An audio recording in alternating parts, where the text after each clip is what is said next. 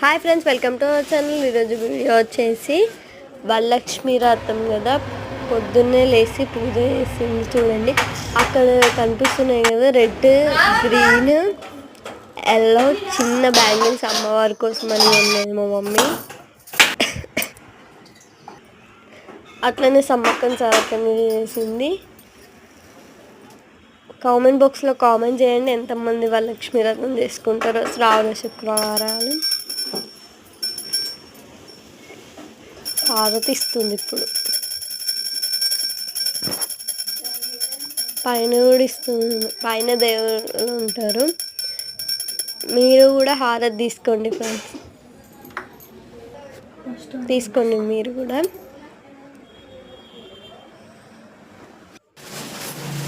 అట్లానే మేము సంతోషమాత గుడికి పోయినాం, ఎందుకంటే బియ్యం పోస్తాం వరలక్ష్మి వ్రతం రోజు ప్రతి ఇయర్.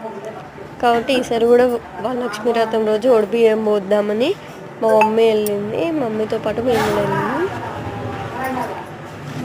చూడండి, బియ్యంకి ఫస్ట్ అయితే బ్లౌజ్ పీస్ని వలిసి దాంట్లో కుంకుమ పసుపు వేసి పువ్వులు వేయాలి.